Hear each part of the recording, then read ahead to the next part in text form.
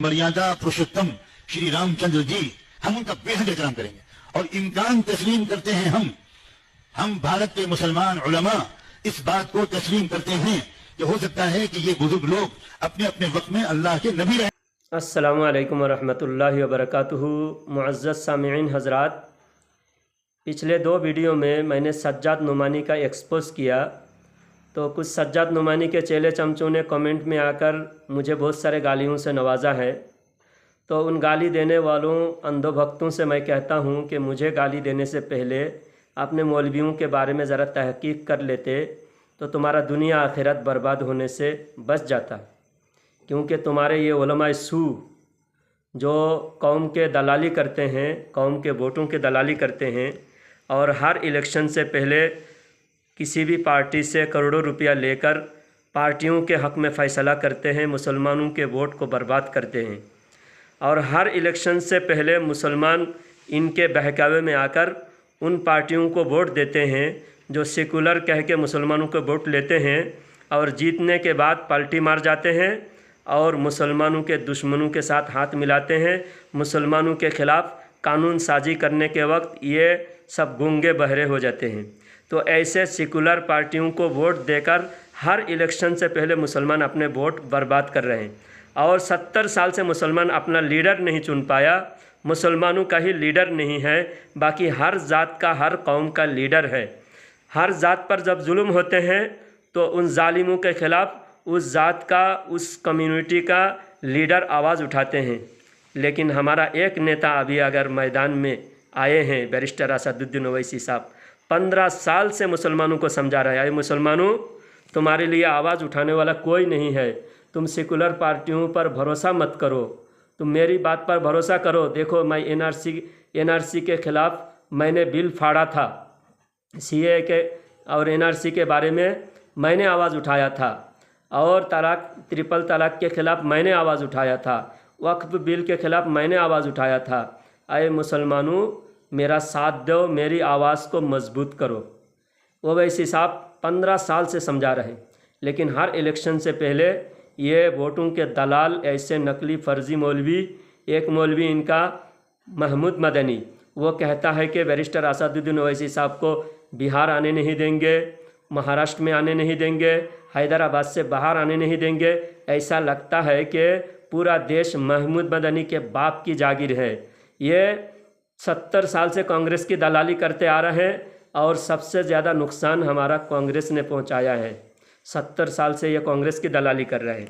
कांग्रेस से पहले ये अंग्रेज़ों की दलाली करते थे। खुद इनकी किताबों में ये तज़किरतुर रशीद किताब में लिखा हुआ है, अंग्रेज़ को इन लोगों ने रहमदिल गवर्नमेंट लिखा है। तो जब ऐसी बातें इन लोगों ने लिखा, अंग्रेज़ की दलाली किया और अंग्रेज़ की दलाली करके करोड़ों रुपया लेके अपना बड़ा मदरसा बना लिया। जब बड़ा मदरसा बना लिया तो मुसलमानों ने समझा ये बड़ा मदरसा है, इस मदरसे के फारिगिन हमारे रहबर है। लेकिन इस मदरसे के जितने भी उलमा आज तक सियासत में आए हैं, सब मुसलमानों को बर्बाद करने का ही काम किया है। ये महमूद मदनी, अरशद मदनी और ये सज्जाद नुमानी हर इलेक्शन से पहले मुसलमानों के वोट ख़राब करने का काम करते हैं। कहते हैं कि फ़लाने पार्टी को वोट दो, ये सेकुलर हो गया है। बिहार में भी 10 साल पहले नीतीश कुमार को सपोर्ट करने का इन लोगों ने ऐलान किया कि नीतीश कुमार सेकुलर हो गया, नीतीश कुमार को वोट दो। और वोट हासिल करने के बाद हमारे वोटों से जीतकर नीतीश कुमार जो है हमारे खिलाफ़ खड़ा हो गया। अब हमारे खिलाफ़ बिहार में जहाँ दंगा होते हैं वहाँ मुसलमान मारे भी जाते हैं और पकड़े भी जाते हैं। दंगा होते वक्त मुसलमानों के घर जलाए जाते हैं और दंगा होने के बाद एक्शन लिया जाता है मुसलमानों के ऊपर ही। यूपी में, बिहार में, तो मुसलमानों ने यूपी में किसको वोट दिया था? बहराइच में कितने मुसलमानों के घर जलाए गए। मुसलमानों के घर के ऊपर मुसलमानों के झंडा गिराकर वो अपना झंडा लहराए और उसकी वजह से दंगा हुआ, हज़ारों मुसलमानों के घर जलाए। तो कोई सेकुलर पार्टी जाकर मुसलमानों के पुरसान हाल, मुसलमानों के हाल पूछा? ये जो अखिलेश की दलाली कर रहा है सज्जाद नुमानी और ये कांग्रेस की दलाली कर रहा है, कांग्रेस का भी हमारे हक़ के लिए आवाज़ नहीं उठाएगी। ये आरजेडी, कांग्रेस, एसपी, बीएसपी, ये सब बीजेपी के बी टीम है। बैरिस्टर असदुद्दीन ओवैसी साहब बी टीम नहीं है, बी टीम वो है जो मुसलमानों के लिए आवाज़ ना उठाए, जो मुसलमानों के लिए आवाज़ उठाए, मुसलमानों के हक़ की बात करे। और एक बात कहता हूँ, सरकारी नौकरी में मुसलमानों के परसेंटेज आप ज़रा गौर से समझिए। जितने परसेंट मुसलमान देश में आबाद है, तो सरकारी नौकरी में मुसलमानों की परसेंटेज सिवाय केरला में और तेलंगाना में किसी भी स्टेट में मुसलमानों के परसेंटेज के हिसाब से नौकरी नहीं है। तेलंगाना में क्यों है? क्योंकि तेलंगाना में जो भी पार्टी हुकूमत पे आते हैं उनके गिरीबान में हाथ डालकर हमारा हक छीनने के लिए पार्टी मौजूद है। और केरला में हमारे लिए पार्टी मौजूद है, मुस्लिम लीग है केरला में, और तेलंगाना में MIM है। इसलिए दो जगह पे मुसलमानों के हक़ महफूज है। और जहाँ मुसलमानों की पार्टी नहीं है, ये दलाल नेता हर इलेक्शन में मुसलमानों के दलाल बनकर आते हैं। ये पार्टी को वोट दो, मुसलमान वो पार्टी को वोट देते हैं, और मुसलमानों के वोट लेने के बाद वो पार्टी मुसलमानों को भूल जाते हैं। फिर अगले 5 साल के बाद आते हैं, हमको वोट नहीं दोगे तो BJP आ जाएगी, और हर इलेक्शन में मुसलमान BJP को हराने के लिए वोट देते हैं, अपना हक नहीं मांगते। मुसलमानों के इलाके में गंदगी, मुसलमानों के इलाके में स्कूल नहीं, मुसलमानों के इलाके में अस्पताल नहीं, मुसलमानों के हमारे हर हक के ख़िलाफ़ इन लोगों ने कानून बनाया, लेकिन हमारे हक के लिए आवाज़ उठाने वाला सिर्फ एक नेता है। जब वोट की बारी आती है तो वोट काटुआ कहते हैं जिसको, वही हमारे हक के लिए आवाज़ उठाते हैं।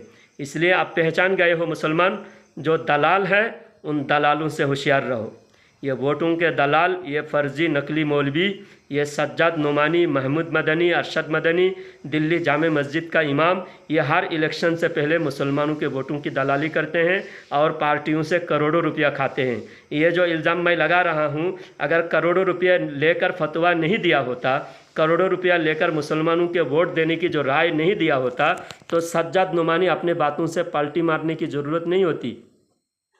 सज्जाद नुमानी ने इम्तियाज़ जलील के ख़िलाफ़ दूसरे का सपोर्ट का ऐलान किया, तो सज्जाद नुमानी को ये पता नहीं कि महाराष्ट्र में सबसे बड़ी रैली नामूस रिसालत के लिए इम्तियाज़ जलील साहब ने निकाला।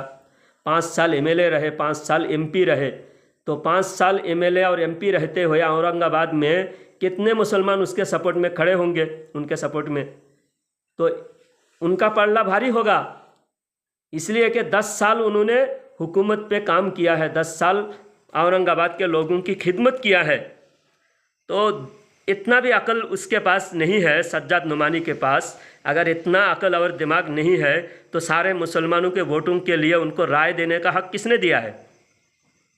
तो ये सिर्फ शोहरत हासिल करने के लिए अपने मुँह मियाँ मिट्ठू बन के, बड़े अल्लामा बन के आते हैं। इतना भी अक्ल दिमाग नहीं है कि जो 10 साल हुकूमत पे नुमाइंदा बनकर मुसलमानों की रहनुमाई की है, औरंगाबाद शहर में मुसलमानों की खिदमत किया है, उनके ख़िलाफ़ जाकर एक गुमनाम लीडर के सपोर्ट का ये ऐलान करते हैं। इसी तरह धुलिया में, इसी तरह मालेगांव में, मुंबई में, भिवंडी में और अकोला में, जहाँ जहाँ MIM पार्टी के नुमाइंदा खड़े हुए और जीतने का इम्कान है, वहाँ भी MIM पार्टी को हराकर मुसलमानों के वोट तकसीम करके BJP को जिताने का काम किया है। ये असल में ये सज्जाद नुमानी, महमूद मदनी खुद BJP RSS का दलाल है, और BJP RSS के साथ मिलकर इन लोगों ने मुसलमानों को नुकसान करने का काम किया है।